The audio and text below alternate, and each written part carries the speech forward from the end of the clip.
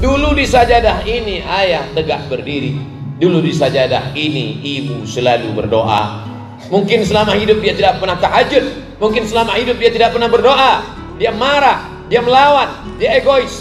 Tapi setelah kita pergi, sajadah itu menjadi perlipur lara, penghapus duka, pengusap air matanya.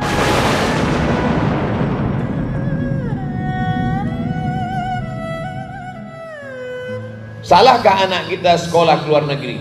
Tidak salah. Tapi bekalilah dalam kepalanya Al-Quran dan Sunnah.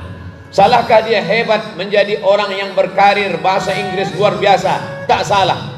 Tapi tanamkanlah dalam kepalanya bahasa Arab, mengerti akhlak, sopan santun, tata krama, budi bahasa.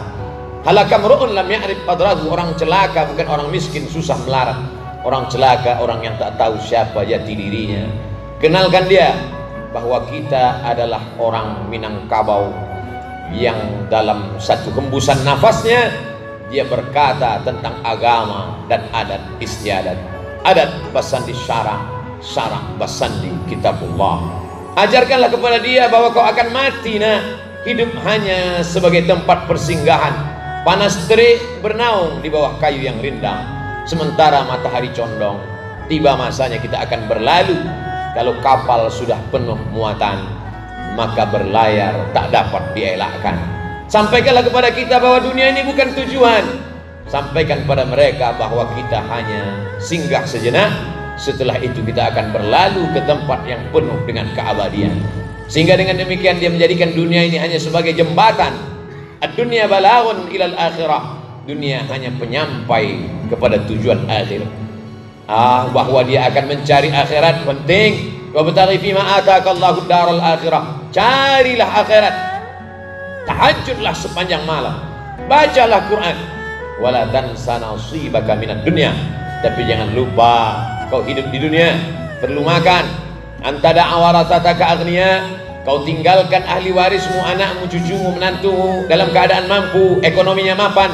Khairun, lebih baik min antada'akum, daripada kau tinggalkan mereka alatan, miskin, susah, melarat, yatakaffafuna 'alan nas, mereka meminta mengemis kepada orang lain. Tak ada kepercayaan dirinya, tak ada izzahnya, tak didengar kata-katanya, tak dihormati ucapannya, karena dia orang yang terhinakan. Tapi jangan karena mengejar dunia lalu dia kehilangan tempatnya di akhirat. Islam mengajarkan kita keseimbangan. Dalam doa dari Rukun Yamani menuju Hajar Aswad berulang kali dikatakan Rabbana atina fid dunya hasanah wa fil akhirati hasanah wa qina adzabannar. Bila terdengar ada informasi musabaqah tilawatil Quran, bawalah anak-anak mendengarkan musabaqah tilawatil Quran. Dia lihat yang sebaya dengan dia, kenapa bisa hafal Al-Quran, kenapa aku tidak? Mulut berkata, ke telinganya belum tentu masuk, mungkin dia akan marah, mungkin dia akan merajuk. Tapi begitu dia lihat ada qari hafal Quran, umurnya sebaya dengan dia, di kelas yang sama, dia akan berpikir, mengapa aku tidak bisa? Kalau ada pengajian, bawalah dia ke masjid. Dia akan lari, dia akan melompat, dia akan berteriak. Tidak apa-apa, tapi paling tidak dia terbiasa.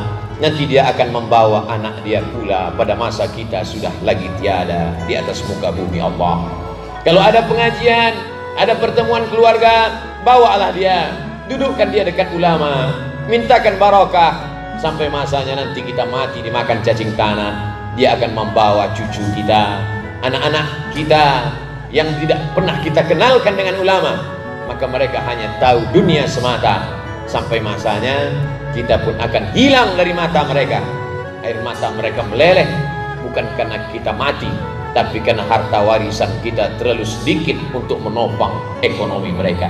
Bukan air mata itu yang dapat menolong, membantu kita. Air mata yang dapat menolong adalah ketika dia bangun di tengah malam, dilihatnya sajadah. Dulu di sajadah ini ayah tegak berdiri. Dulu di sajadah ini ibu selalu berdoa. Mungkin selama hidup dia tidak pernah tahajud, mungkin selama hidup dia tidak pernah berdoa. Dia marah, dia melawan, dia egois. Tapi setelah kita pergi, sajadah itu menjadi perlipur lara, penghapus duka, pengusap air matanya. Dia akan bangun di tengah malam, dia bersimpuh sujud menyesal panjang. Saat itu dia berdoa, Rabbighfirli wali walidayya warhamhuma kama rabbayani shaghira. lapang kubur kita, terang barzah kita. Tak ada yang lain kita inginkan kecuali hanya permohonan kepada Allah Subhanahu wa ta'ala. 86 tahun lamanya Ibrahim berkata, Rabbi habli minas salihin. Doa itu kita warisi sampai hari ini juga, berkata Rabbi habli minas salihin. Kita tidak minta mereka ganteng, kaya, gagah perkasa, tapi sakau mati dalam keadaan husnul khatimah, su'ul khatimah sudah menanti mereka. Yang kita inginkan adalah mereka menjadi orang-orang yang saleh dalam pandangan Allah, muslih dalam pandangan manusia. Ma'akal tafa'afnaita, yang selama ini kau bawa dia ke restoran megah mewah, makanan mahal, menjadi busuk. Kau belikan dia pakaian di mall dengan harga yang luar biasa di luar negeri, lapuk. Tapi yang kau sedekahkan, bawa dia ke panti asuhan, ajak dia makan bersama dengan anak-anak yatim, membuka pintu hatinya. Setelah kita tiada, dibawanya pula anak istrinya ke tempat yang sama. Dulu di sini aku dibawa ayahku, di sini aku dibawa ibuku, hari ini aku bawa pula kalian wahai anak-anakku. Betapa kita tidak pernah menceramahi mereka, tidak pernah menggurui mereka, tapi perbuatan kita masuk ke tangkai jantungnya, masuk ke ubun-ubun kepalanya, bersarang dalam tulang belulangnya, akan dia ulang sampai kita mati. Saat itulah kita sedang mengajarkan amal jariah. Idza matal insan, mati manusia, inqata'a, putus. Tapi ada yang tak putus. Mungkin kita bukan seorang ulama, mungkin kita bukan seorang berilmu, bukan buya, bukan siapa-siapa, tapi ternyata hal-hal yang kecil kita ajarkan, itulah yang akan berkesan. Adapun perguruan tinggi yang pernah mencetak mereka bergelar Doctor of Philosophy, pertanyaan kembali hanya pertanyaan untuk anak MDA. Man rabbuka, siapa Tuhan? Man nabiyuka, siapa nabimu? Ma kitabuka, apa kitabmu? Pertanyaan yang simpel sederhana, tapi tak dapat dijawab oleh cendekiawan dan intelektual, karena memang Allah yuthabbitullahu alladhina amanu bil qawli tsabit. Dia hanya akan mengokohkan kalimat yang selalu diucapkan, yang selalu diamalkan. Dulu 20-30 tahun yang lalu, saat dia lahir ke atas dunia, merah kulitnya, 2 jari tapak kakinya sejengkal panjang tubuhnya, kita yang membisikkan ke telinganya sebelah kanan sayup-sayup dengan derai air mata, asyhadu an la ilaha illallah. Apa yang kita inginkan? Kita tak pernah minta dia belikan kita rumah yang besar, kita tak pernah meminta dia membelikan kita mobil yang mewah. Yang kita inginkan cuma satu.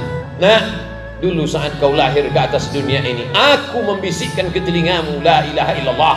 Yang ku minta cuma satu, ketika aku akan pergi meninggalkan kalian, ketika saat itu masa genting tiba dan datang, aku hanya minta satu, engkau jugalah yang membisikkan ke telingaku lafaz talqin la ilaha illallah Muhammadur Rasulullah. Barakallahu li wa lakum fil Qur'anil azim wa nafa'ani wa iyyakum bima fihi minal ayati wadh-dhikril hakim wa taqabbala minni wa minkum tilawatahu innahu huwal ghafurur rahim.